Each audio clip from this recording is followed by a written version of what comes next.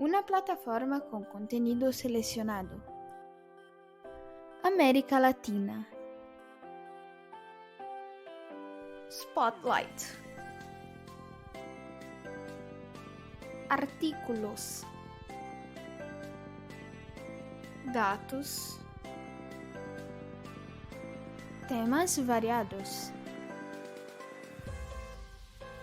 Turismo.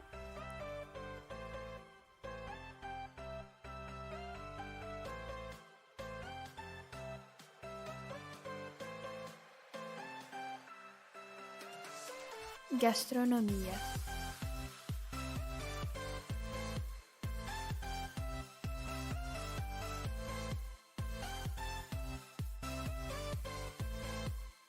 Fotos del momento para que estés al tanto de todo lo que está pasando. Únete a nosotros y ven a ser parte de nuestra comunidad. A todos bienvenidos a esta ocasión a nuestro coup d'etat del año 2023, primer coup d'etat de este año. Sin duda que este año abre con muchas expectativas, con muchos retos por delante. Y qué mejor que conversar con alguien que nos va a dar una palabra en estos momentos tan difíciles, porque a veces dejamos por un lado la fe, dejamos por un lado nuestras creencias, a sabiendas de que nosotros realmente somos instrumento de Dios. Y esta oportunidad, este coup d'etat, lo vamos a dedicar a conversar sobre nuestro catolicismo, sobre nuestra iglesia, sobre muchas cosas que están ocurriendo y que nosotros como feligreses nos toma a veces con cierta preocupación las cosas que estamos viendo, las cosas que se están escuchando. Y en esta oportunidad he invitado a alguien muy especial. Se trata de el padre Densi Rosales, quien es venezolano también, maracucho, y quien, bueno, conocemos desde hace muchísimos, pero muchísimos años en lo personal. Y le quiero dar la bienvenida al padre Densi Rosales. Adelante, padre. Muy bien, muy agradecido por estar aquí, Carlos, muy agradecido, de verdad que sí, de compartir, de dialogar, de tener este espacio en donde uno pueda hablar. Gracias. Claro que sí. Bueno, y para los que no conocen al padre Densi, el padre Densi es actualmente profesor de la Universidad de San Tomás en Houston. También es director del Centro de Semillero, profesor asociado titular a la Cátedra Mailer de Estudios Católicos del Departamento de Teología. Entre los estudios que tiene, está en las áreas de investigación, incluye la semántica hebrea, también semántica cognitiva, también tiene algunos trabajos realizados, grados como licenciatura en teología en la Universidad Pontificia Universidad de Gregoriana, licenciatura en Ciencias Sociales en Sagradas Escrituras. Bueno, una cantidad de grados, Densi, que de verdad que nos llena de orgullo porque, bueno, eres zuliano, eres de nuestra tierra y te has proyectado en grandes estudios que has hecho a lo largo de tu vida. Y ahora como profesor en la Universidad de San Tomás en Houston, Texas. De verdad que, bueno, te felicitamos por eso. ¿Y quién mejor que tú, Densi, para darnos esa palabra, ese aliento para seguir adelante en estas situaciones tan difíciles que estamos viendo en torno a cómo el mundo está evolucionando? Si es que se puede llamar evolución y no involución. De todas maneras, aunque en las dificultades, en las crisis se sigue progresando. Entonces, sí, vamos a decirlo evolución, pero en esa evolución, progreso, hay mucho que incluir. Exactamente. Crisis, problemas, conflictos, antítesis, que es parte de nuestro mundo, ¿no? Y siempre va a estar, solo que ahora con los mass media, los medios digitales, es mucho más fácil darse cuenta de lo que hay. Es mucho más fácil difundir para bien o para mal. Es mucho más fácil tener acceso a información, aún siendo filtrada, pero sigue siendo mucho más fácil tener acceso a información, ¿no? Entonces, hay sus pros y sus contras en todo este mundo humano Digital. que tenemos. Sí, Así es. Fíjate, Densi, hay una preocupación que muchos feligreses tenemos como católicos, como cristianos, y es el hecho de que estamos siendo testigos de unas ciertas corrientes que dentro de la propia Iglesia Católica empiezan como que a minar ese tradicionalismo que habíamos tenido siempre y que bueno, en lo cual yo me incluyo. Yo no es que sea un santo ni mucho menos, pero guardo ciertas premisas que la Iglesia nos manda, los mandamientos, los 10 mandamientos, el catecismo que estudiamos cuando niños para hacer la primera comunión y todas esas cosas que a la final edifican a un hombre imperfecto, pero que un hombre que a la final le va a dar la cara a su familia, va a ser el ejemplo de sus hijos y que, y que por sobre todas las cosas, pues debemos aprender a conocer las herramientas de cómo defendernos a esto. Y esto te lo digo, Tensi, porque con preocupación vemos, por ejemplo, como noticias como esta, obispos de Alemania discuten el camino sinodal con el Vaticano, pero en principio, ¿qué es esto de camino sinodal para aquellas personas como yo, que ignoramos muchos temas y muchos términos de la Iglesia en este sentido? ¿Qué es esto exactamente y qué tiene que ver esto y por qué esto ahora? sí, muy bien. En primer lugar, quiero responder esto a título personal. Claro. No, sí, mi carrera es en teología, más específicamente teología bíblica, semántica bíblica, pero como teólogo, desde mi punto de vista, desde mi opinión personal como cristiano, también como venezolano, es decir, como un latino emigrante que vive en un país extranjero desde hace décadas. Entonces, quiero enfatizar este cuadro referencial. Es decir, que no estoy hablando a nivel de ninguna institución, es simple y llanamente una opinión personal desde mi punto de vista, desde mis circunstancias. Ahora, muy bien. Por supuesto. La parte clave para entender este proceso sinodal, hay que entenderlo, tengo que hacer una especificación en cuanto a la palabra, sínodo, sinodalía, ¿no?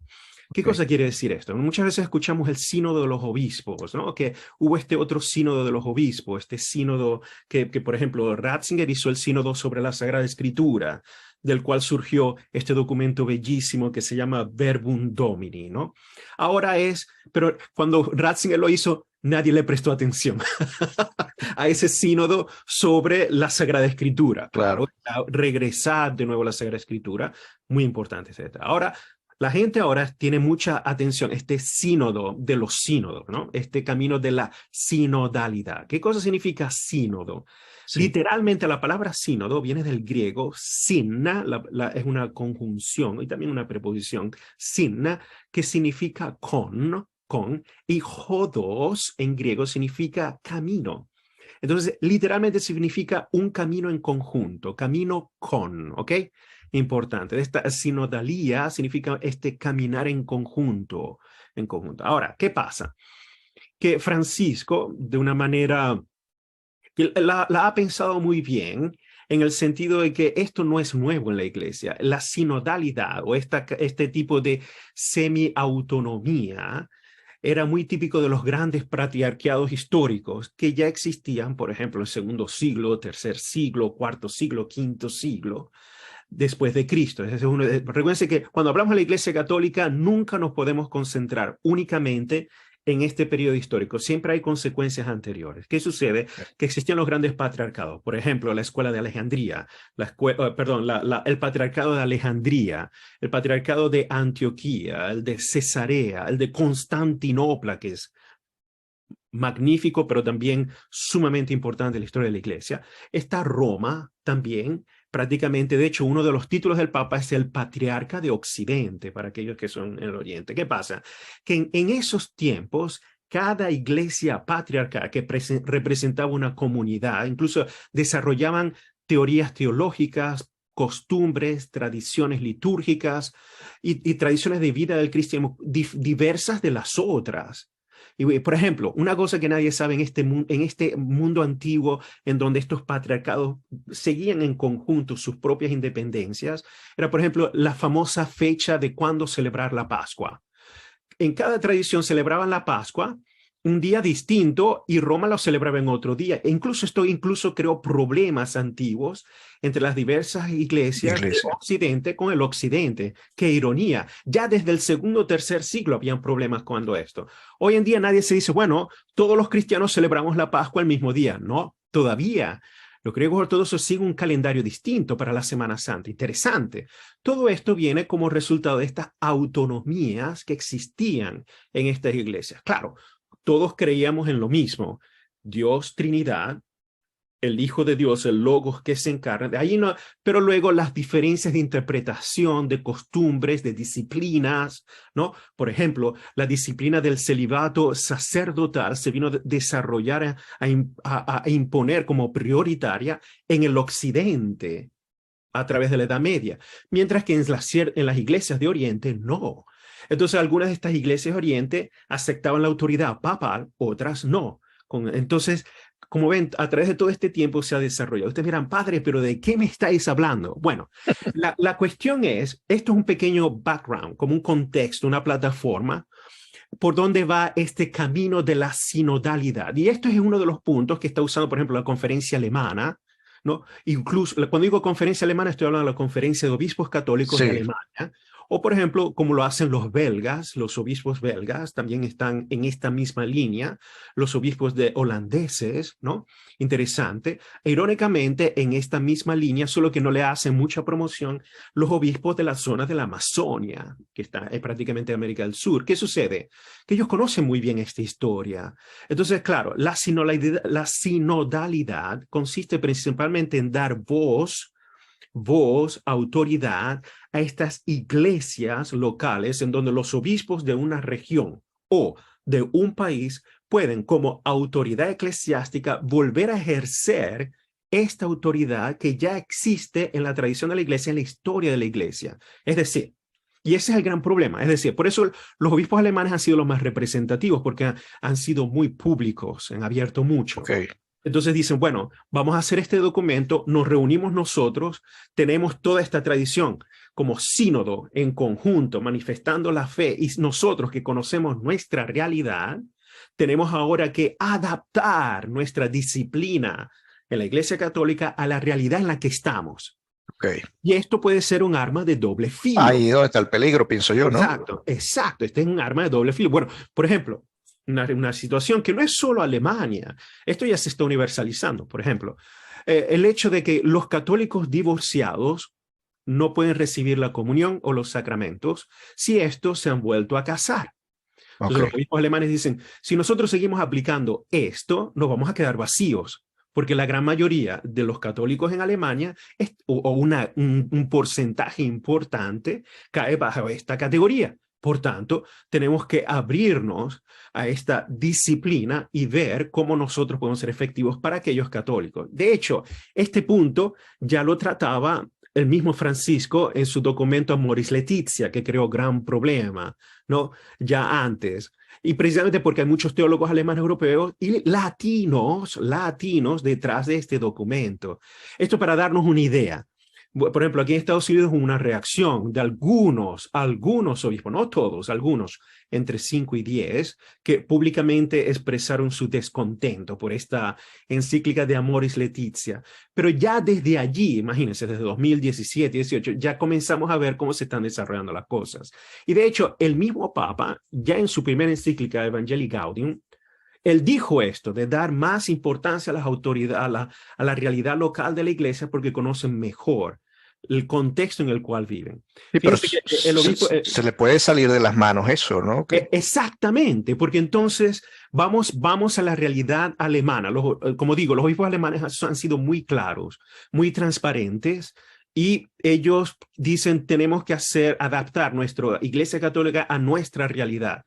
Pero la realidad alemana no es la misma realidad de Estados Unidos, la misma realidad de Canadá, aunque sí hay muchos puntos de contacto. Pero ¿qué pasa? Que aquí depende mucho de la jerarquía de la iglesia, pero también de este contexto que han creado de acumulación de información para adaptar entonces tradiciones de la iglesia, mandamientos de la iglesia, magisterio de la iglesia, dogmas de la iglesia a una realidad.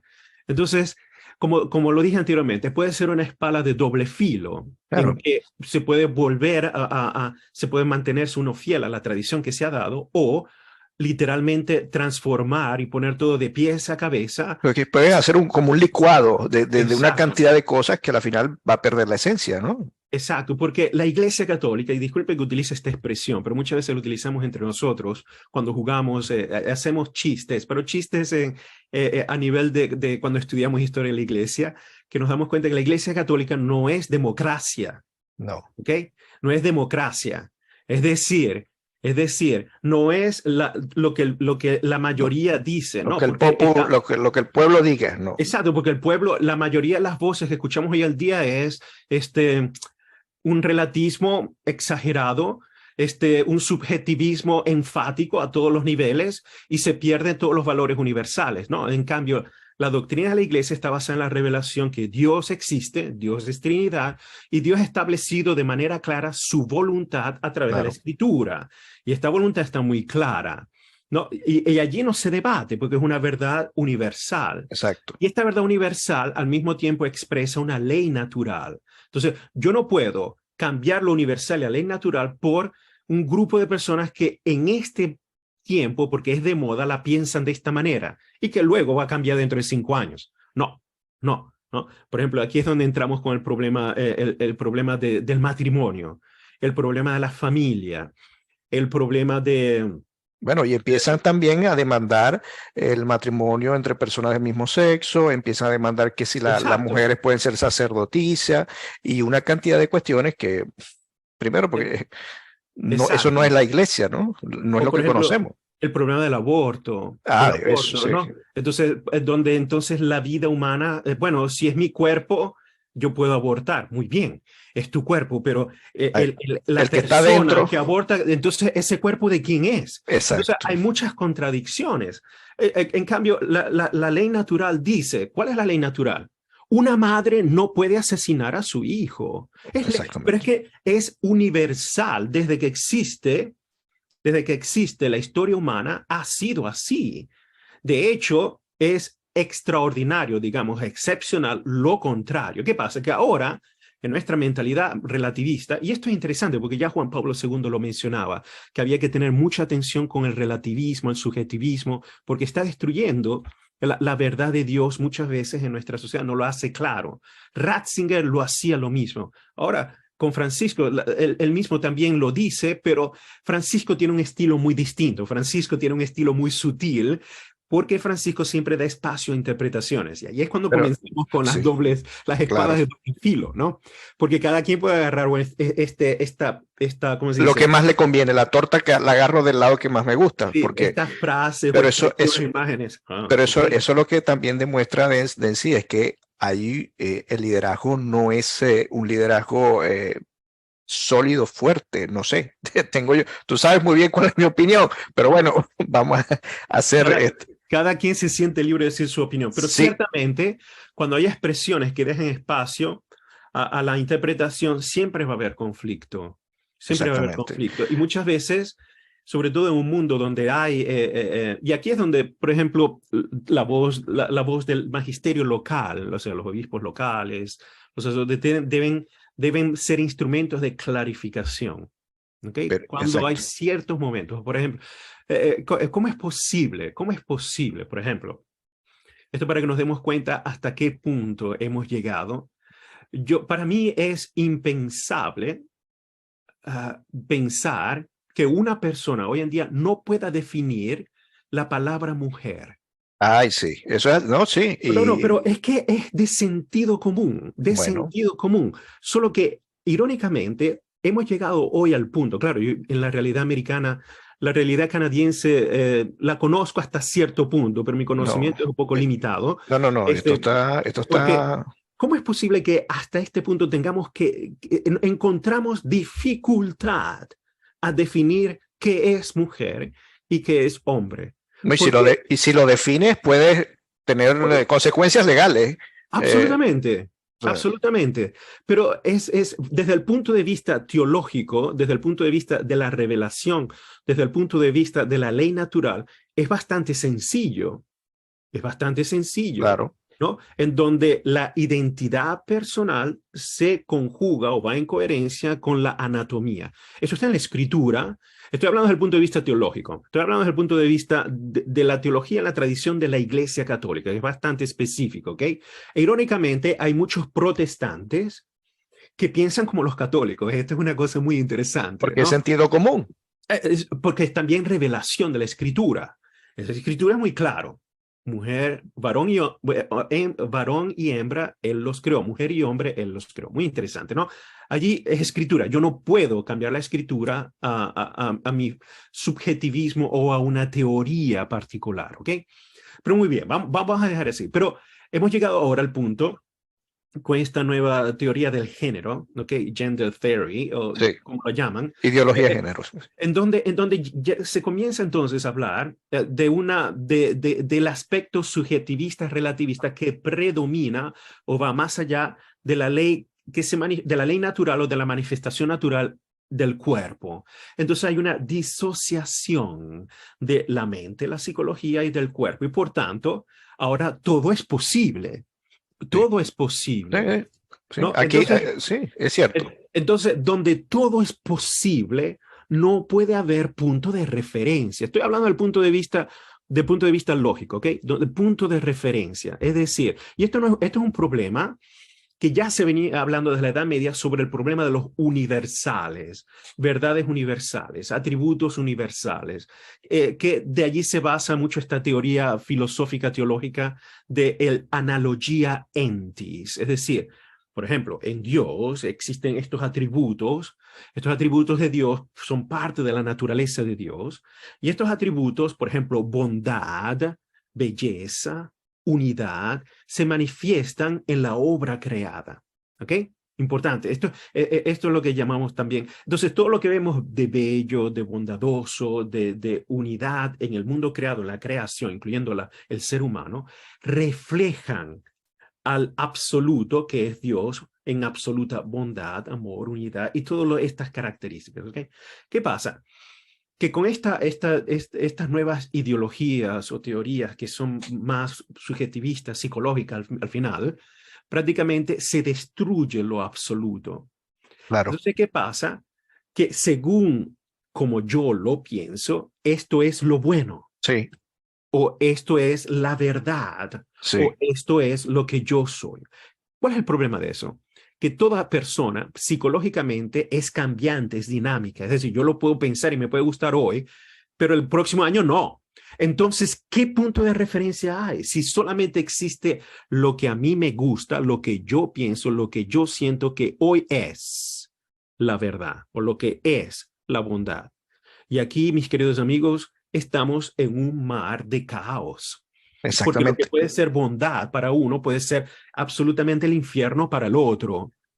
Y no hay nadie quien se palante y Exacto. diga, esto es así, así y asado. Porque y esa es la gran falla y la gran demanda que feligreses, el católico en este caso, le hacen a la Iglesia Católica. Defínase, plántese. Y entonces eso es una angustia que, bueno, lo viven todos los católicos de a pie. Yo te hablo como ciudadano, como católico de a pie, y es la percepción que muchas personas tienen. Y de eso viene también, como te digo, hay unas políticas que ahora se manejan a nivel global que trata estas cosas, la ideología de género, el aborto, las cuestiones, las mafias LGBT. Yo le digo mafias, es una opinión muy personal mía, pero se comportan como unas mafias, las feminazis, que hablan de patriarcado. Tú estabas hablando de patriarcado y ellas toman esa palabra y entonces la transforman y dicen que el patriarcado es el marido que las golpea, y muerte al macho. ¿A dónde vamos a llegar con esto, Densi? Decía Aristóteles, la virtud siempre está en el equilibrio, en la mitad, no en los extremos. Es importante. Y esto no solamente Aristóteles, esto también todo lo que es la filosofía clásica.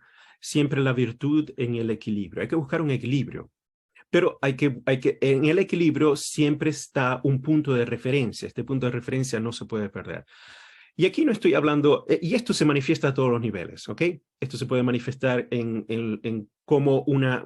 este camino de la sinodalidad, un grupo la va a definir de esta manera, otro grupo la va a definir de la otra manera, y va a haber esta diversidad que puede ser, como lo mencioné anteriormente y como vos también lo habéis mencionado, un arma de doble filo, una espada de doble filo, que no sabemos cómo puede equilibrarse. Y aquí es donde yo tengo fe en el Espíritu Santo, en la iglesia, después de poner todo esto en junto, el Espíritu Santo va a crear una forma. Pero claro, va a haber dificultades, va a haber tropiezos, va a haber Fíjate, problemas. Sí, claro que sí. y Claro eso, que sí. y por ejemplo, aquí en Canadá, que yo vivo aquí en Canadá, como tú sabes que Canadá, cuando llega Justin Trudeau, prácticamente se convirtió en el experimento mundial del progresismo.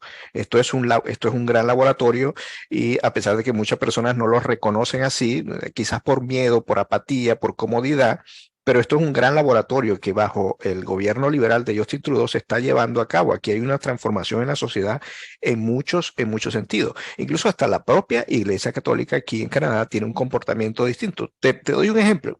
Sí. El sistema educativo de Canadá. Nosotros, por ejemplo, en el sistema educativo de Canadá, vamos a ponerte, no sería esta, pero la otra imagen que tiene que ver con lo que son las escuelas. Ok, por ejemplo, las escuelas en Canadá. Las escuelas en Canadá, múltiples escuelas católicas de Ontario celebran el primer mes. Vemos cómo las iglesias, las escuelas católicas en Canadá izan la bandera del LGBT, izan la bandera de Canadá, y pues evidentemente casi todas estas escuelas están subsidiadas por el gobierno y tienen que someterse a estos planes de estudios que el propio gobierno les impone. Entonces, no vemos tampoco que haya una resistencia de parte de la Iglesia Católica en rechazo a estas políticas globalistas, las califico yo porque son a nivel global y porque lo que buscan es justamente dividir las sociedades y fragmentarlas en varios grupos.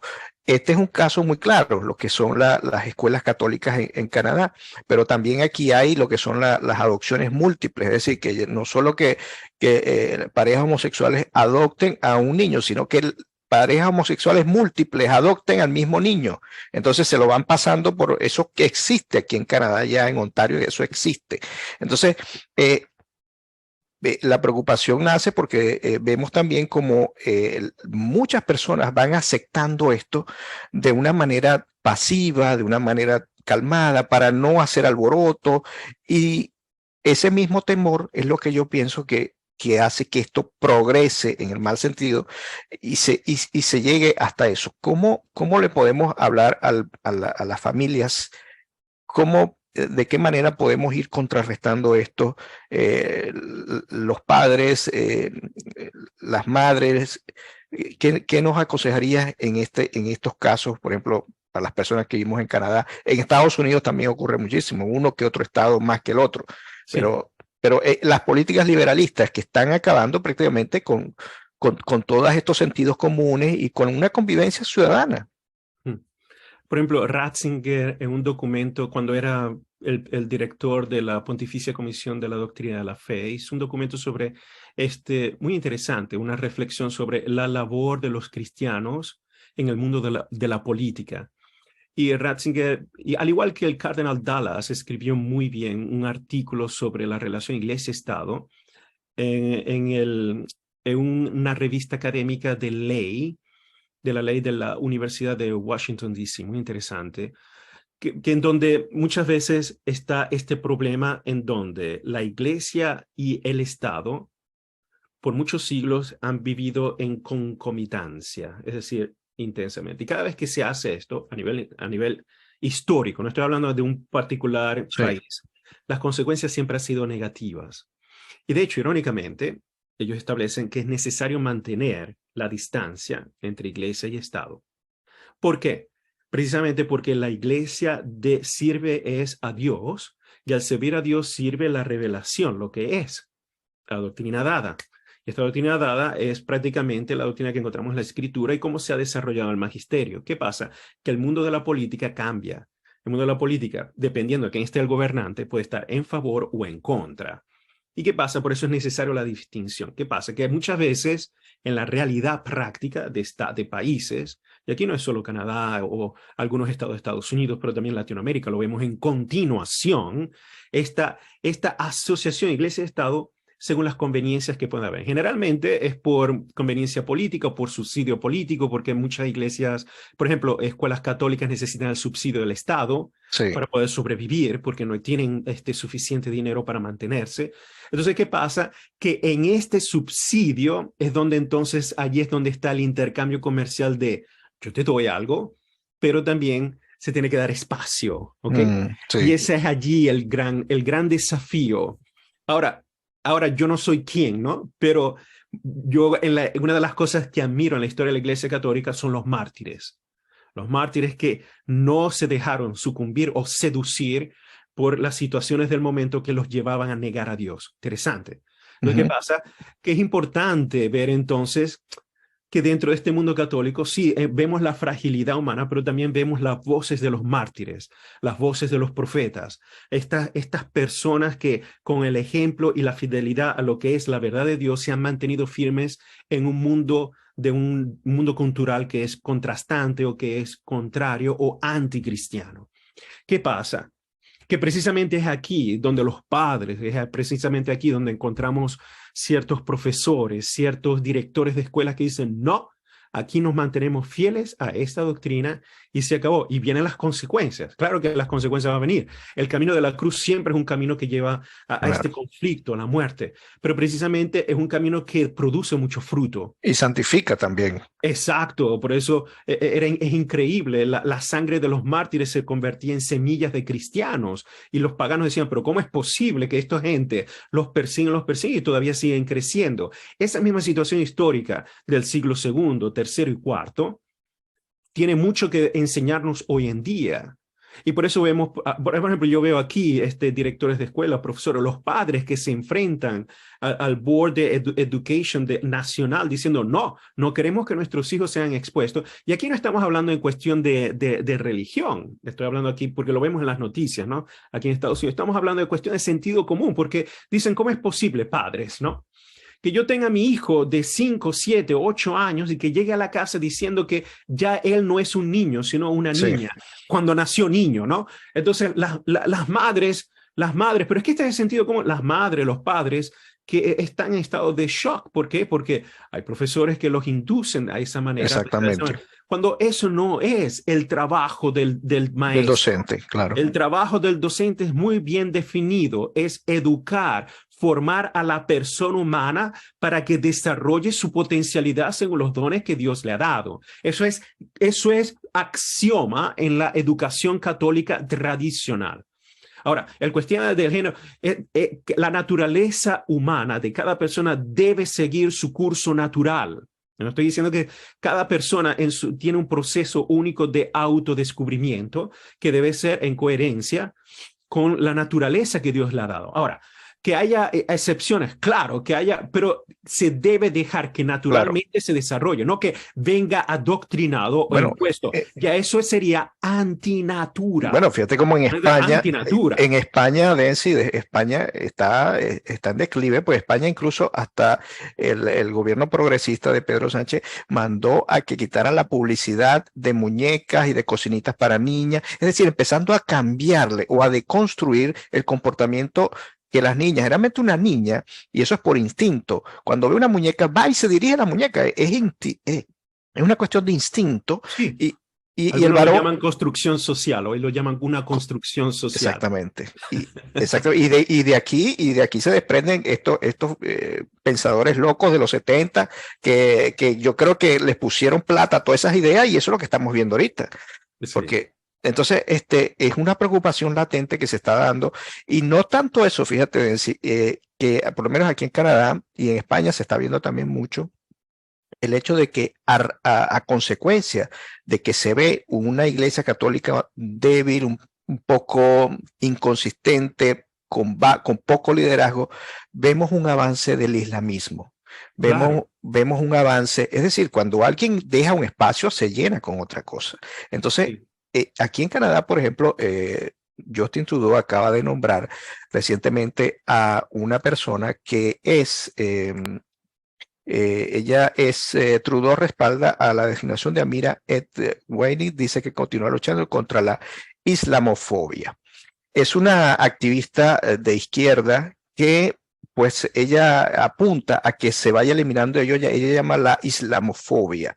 Ella llama que hay que empezar a regular lo que son los contenidos en línea, porque es a través de eso donde la islamofobia pues se hace presente. Y vemos como al día de ayer ya Justin Trudeau aprueba una ley de censura donde en Canadá lo que son a través de los llamados algoritmos, lo que nosotros digamos acá pudiera ser tomado y pudiera ser censurado, es decir, pudiera ser que no permitan que el programa salga. Si la palabra Islam, si la palabra empieza a sonar mucho, pues entonces podemos ser objeto de la censura. Entonces vemos como también en España, por ejemplo, también que veo que hay una creciente a través de la inmigración ilegal con esto de las políticas globalistas de puertas abiertas, entra cualquiera y entonces empiezan a imponer, vemos gente que agrede, que salen gente mataron hace poco a un sacristán con un machete, entonces dicen, no, pero es que el Islam no es así, eso son casos aislados, los musulmanes no son así.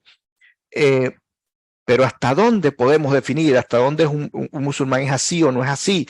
Porque es una religión compleja, es una religión que tiene demasiadas aristas y que no sabemos a dónde irá a parar esto. Te lo digo yo como padre, no te lo digo como teólogo, ni mucho menos, pero pienso que este tipo de corrientes religiosas, ideológicas, que se pintan también con ideología, terminan siendo desastrosas para cualquier sociedad. Y si no se le para enfrente a esto, pues esto pudiéramos, yo no sé si hay algún tipo de escritura bíblica, tú que eres experto, que asemeje todo esto que estamos viviendo con algo de las escrituras, porque esto para mí es el fin del mundo o algo así.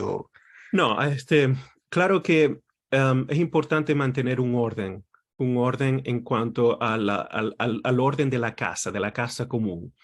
Y aquí la escritura, por ejemplo, es bastante simpática en este sentido, porque la escritura habla del pueblo de Israel como un pueblo inmigrante, pero un pueblo inmigrante un pueblo que se debe regir por una ley, y esta ley es la que Dios le da. Pero interesante esto, porque dentro de la inmigración existe una ley. Estoy hablando aquí a nivel general, y quiero aplicar el principio que utilizaba mucho San Vicente de Paúl, que es hacer caridad con orden, es decir, hacer caridad con disciplina. Es decir, muy bien, yo veo al que está necesitado, muy bien, yo veo al que necesita ayuda, muy bien, pero yo no puedo darle a un necesitado todas mis fuentes y después yo y todos los que dependen de mí se mueren de hambre.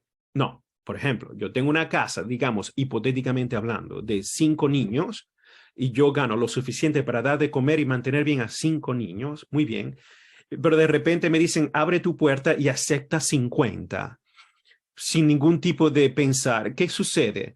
Todos nos morimos de hambre. Exactamente. ¿Y qué pasa? El caos destruye porque no existe la capacidad. ¿Qué sucede? Que esto lo hemos visto aquí en Estados Unidos con el problema de la crisis del border, de la frontera. Y esto de repente dicen que sí, luego cambian de opinión y todo lo demás. No, no, no. Las cosas están muy claras. Cada país es una casa común. Y en esa casa común debe regir, sí, la caridad, estoy completamente de acuerdo, hablo como sacerdote, por tanto, también como un inmigrante que le es muy agradecido al país que nos ha abierto las manos, pero existe un orden, existe una ley, existe un proceso para poder estar viviendo en armonía en una situación. Ahora, ¿qué sucede? Si yo me vuelvo un agente disruptor de esta armonía, entonces abro el espacio para el caos, abro el espacio para muchos otros vicios que van a destruir la armonía. Y esto necesita ser controlado. Y estoy hablando de sentido común. Yo no estoy hablando de leyes a nivel civil, estoy hablando de sentido común. E irónicamente, las leyes de inmigración de cada país se basan precisamente en este axioma sociopolítico de la casa común. De hecho, aquí en Estados Unidos se usa mucho la noción del castillo, de castle, el patrón del castle que debe mantener la cultura. Esto es el sentido. Lo hacemos nosotros de manera microcontextual con nuestras propias viviendas, cuanto no más con un país. Y aquí es donde se necesita el sentido de responsabilidad. Y aquí es cuando encontramos las contradicciones. Por ejemplo, me voy a poner el ejemplo. yo pertenezco a una minoría de una cierta religión. Muy bien. Entonces, esta cierta religión es atacada, ¿no? Como el ejemplo que tú acabas de poner allí en Canadá. Pero estoy hablando a nivel general porque todo se puede aplicar. Entonces, para entonces yo proteger esta minoría, ¿qué pasa? Que comienzo a prohibir de manera general la libertad de expresión. Entonces voy de un particular aplicarlo a uno general. Y entonces es como botar la bañera con el agua sucia y el niñito adentro a la calle. Absurdo. No.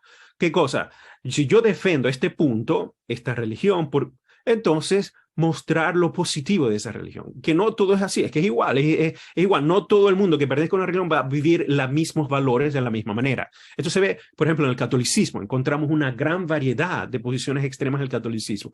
Lo mismo sucede en ciertas religiones que pueden expresarlo de una manera más física, menos física, más psicológica, menos psicológica, depende de lo demás. La cosa interesante es que estos grupos, estas minorías, que dicen, no, hay que controlar ahora todo lo que es el mass media, la manera de expresión. Entonces, irónicamente, en este mundo tergiversado de relativismo, este grupo, digamos, defiende todo lo que es progresivo, liberal. Pero entre ellos viven una vida sumamente ortodoxa según la ley natural. Porque, por ejemplo, en el cristianismo puro, en el catolicismo tradicional, en el islamismo, existe el derecho a la familia es sagrado, papá y mamá, y tener todos los hijos posibles porque son bendiciones de Dios. Y lo mismo existe en el judaísmo. Una de las cosas importantísimas del judaísmo es tener hijos, controlar la familia. Pero interesante que en nuestras sociedades muchas veces vemos personas que representan estos valores, pero se vuelven parte del mundo progresista que niega después progresivamente estos valores de la familia. Entonces, aquí estamos en un mundo donde es discordante. Y esto lo veo aquí mucho en Estados Unidos también, ¿no? Cuando veo personas que dicen, bueno, tenemos que defender a los latinos, ¿no? Y la cultura latina, y defender al judaísmo, la cultura judía, y defender el islamismo, la cultura islámica, pero son clasificados como liberales socialistas. Y en el liberalismo socialista defiende, bueno, la ideología del género, no es necesario casarse, no es necesario tener hijos, cambiar de género cuando eres 2 años, pero uno le dice eso a un latino normal, de calle, te dice, vos estáis loco. Lo mismo, le preguntáis a un judío, un hebreo tradicional, dice, imposible. Le preguntáis a un musulmán lo mismo, no, nada que ver, la familia es sagrada. Entonces, es interesante ver esto, ¿no? Yo pienso que... ¿Dónde estamos? Estamos en un mundo de controversia, no hay coherencia, ¿no? Exacto, yo pienso que parte de esa incoherencia viene de muchas veces la cobardía que hay de ser aceptado en el grupo. Cuando el padre, la sociedad dice, oye, si esta gente está pensando, pero ¿quién se va a parar y decir el emperador está desnudo? Es decir, hay que decir las cosas por su nombre, aun y cuando suene impopular. Te quería ya para ir finalizando, mucho se habla de esto que está ocurriendo también dentro de la iglesia, que hay una especie de guerra interna entre corrientes progresistas de lo que son los jesuitas contra el Opus Dei. ¿Hay algo de cierto en eso? No sé muchas veces son leyendas que se crean. Leyendas urbanas. Sí, pero una cosa es cierto, y esto es no solo en el mundo de la Iglesia Católica, pero ya que estamos en este contexto, ¿no? Siempre hay tensiones, pero aquí no voy a hablar de Opus Dei o de grupos, no. Voy a hablar de tensiones que existen siempre entre un grupo o miembros que siempre quieren adaptarse al mundo cambiante, al mundo dinámico, por tanto, adaptarse a la realidad que cambia, que siempre trae riesgos, siempre trae problemas, y al otro grupo que quiere quedarse en lo que se sienten seguros, que es la tradición antigua, lo que siempre ha estado, y son reacios al cambio, porque ven en el cambio y en la adaptación un espacio que puede destruir la verdad que se ha mantenido. Original. Entonces, estos dos elementos, que son al mismo tiempo no solamente posiciones religiosas, sino también psicológicas y formas de vida, han siempre estado en contrastes. Y esto, por ejemplo, se vio mucho en el Concilio Vaticano II. el Concilio Vaticano II, que es el concilio ecuménico más reciente que hemos tenido, que comenzó en 1962 con Juan XXIII. ¿Qué pasa? Que había una fuerte grupo dentro de la Iglesia Católica, sobre todo en Roma, que estaba en contra del concilio. En contra del concilio. Y de hecho, es interesante cuando yo estudiaba la historia de los documentos de los Instrumentum Laboris, es decir, los documentos borradores, con cuánto eran distintos a después al documento Aquí final. está, tú estás con el Papa Juan Pablo II. Sí, eso era, imagínate, es que tenés una colección de fotos. Creo que esa del medio es del 94, del 95. Y prácticamente yo viví como 10 años y medio en Roma. Estas otras son más de otros años, más de una década viviendo. Entonces hay varios años. Como ven, Juan Pablo II se ve distinto en cada una, ¿no? Por lo mismo. Ahora, ¿qué sucede? Que muchas veces Juan XXIII tenía una visión, pero muchos otros teólogos del Vaticano decían, no, tenemos que cambiarlo. Y eso se ve desde los instrumentos, desde los borradores de los documentos en el comienzo y cómo terminaron cambiándose. Claro. De hecho, el concilio fue interrumpido porque Juan XXIII murió. Luego, muchos no querían que el concilio continuara, sino que se quedara así, de manera que se mantuviera. Y Pablo VI fue quien retomó las riendas del concilio y lo llevó a su término. Por ejemplo, hubo una gran controversia, tensión, porque no se quería cambiar la liturgia, ¿no? Por ejemplo, era todo en latín, el rito era diverso, pero con el Concilio Vaticano II ahora se da la oportunidad de que podamos escuchar la misa en nuestros idiomas, ¿no?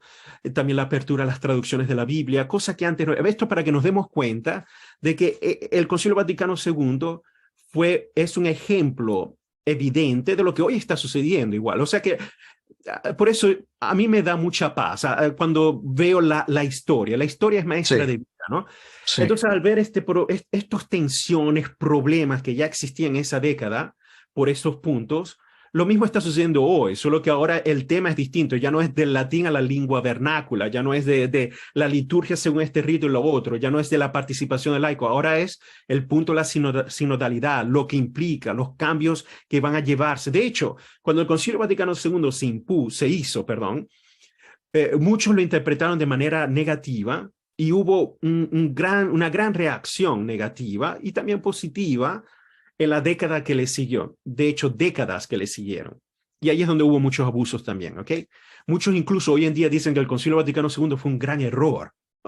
Un gran error, de eso nos podemos imaginar. Ahora, lo mismo está sucediendo ahora y por eso digo con mucha serenidad, bueno, espero que el Espíritu Santo actúe, pero Claro. controversias van a venir. Y después será interesante ver el resultado de este sínodo, porque después que se da el sínodo, se da un documento. Ese documento es lo que va a pasar a ser parte del magisterio oficial de la Iglesia. Después es cómo se va a vivir, cómo se va a Ahora, expresar. estos obispos pudieran ser sancionados por el Papa en caso de que transgredan más allá. Por ejemplo, si hay una cuestión de dogma, ¿ok? Una cuestión de dogma, sí, el Papa tiene la autoridad. Ahora, si se decide en cuanto a materia disciplinaria, ya allí es relativo, pero el Papa tiene la autoridad absoluta de sancionar, ¿no? Ex pectore, es decir, desde su punto de vista subjetivo o de manera de pensar, el Papa tiene la autoridad de suspender. Una excomulgación o algo así. Sí, el Papa puede, pero tiene que haber una causa. Ahora, para excomulgar ya es más difícil porque tiene que haber entonces una especie de proceso que se demuestre que va en contra del dogma revelado. Por ejemplo, que un obispo diga o defienda que Jesús no es el Hijo de Dios, por ejemplo, o es problemático y allí sí entra en causa de suspensión y excomunicación, ¿no? O por ejemplo, que diga la Virgen María es la cuarta persona de la Trinidad y es igual a Dios. Oh, problema, ¿ok? Problema. Entonces un obispo, ya porque es materia de dogma, de revelación, automáticamente puede venir la sanción de la excomunicación, excomunión, ¿no? Exacto. Pero por ejemplo, si se dice, y aquí es donde está el truco, ¿no? Que los obispos en conjunto, según la realidad pastoral, ven que es necesaria esta norma particular a su discreción para regir el pueblo de Dios en su particular diócesis o comunidad eclesial, que es un grupo de obispos, según cómo se ha desarrollado y lo justifican, como se ha visto en la tradición de la iglesia, en la práctica de la iglesia. Entonces allí es bastante difícil. ¿no? Ok. Sí, porque recuérdense siempre, ¿no? Recuérdense siempre, para hablar de teología católica, son importantes el elemento de la escritura, la revelación, por supuesto, el magisterio, pero también la tradición de la iglesia. Como tenemos una tradición que tiene 21 siglos, en 21 siglos se ha dado muchas cosas, ¿eh? Exactamente. Se han dado muchas cosas que han sido heréticas, pero también muchos cambios disciplinares según el momento histórico que obispos, sobre todo los obispos alemanes son brillantes, ¿eh? Conocen muy bien estos periodos y pueden agarrar un ejemplo de un periodo histórico en particular. Dicen, durante tal periodo, con el Papa tal, en esta situación, la Iglesia vivió esta manera disciplinaria que hoy en día también se puede aplicar. ¡Boom! Entonces, allí es Un caos. Exacto. Entonces, ahí es donde viene entonces, bueno, el arma de doble filo, ¿no? Cómo se quiera instituir, ¿no? Claro, Cómo se quiera aplicar. Bueno, fíjate, Desi, de verdad que esto es un tema que da para 4 horas más de programa, pero tú sabes que el tiempo es inclemente, especialmente cuando con cuestiones técnicas no podemos seguir. Pero yo te quiero agradecer porque de alguna manera nos has dado una luz, nos has clarificado mucho. Ha y sido pues, una conversación, al menos, ha sido una conversación. un poco de, ¿cómo se dice?, de background, ¿no? Que puede ayudar también a discernir. Exacto, a que la historia de la iglesia es muy amplia y nosotros somos muy chiquitos y solamente nos detenemos en una pequeña parte. Yo te agradezco eso, Densi, y bueno, ya para finalizar, voy a compartir un mensaje de el Papa Juan Pablo II que de verdad que nos dejó muchas enseñanzas. El amor vence siempre, aunque en ocasiones, ante sucesos y situaciones concretas, pueda parecernos impotente. Cristo parecía impotente en la cruz. Dios siempre puede más.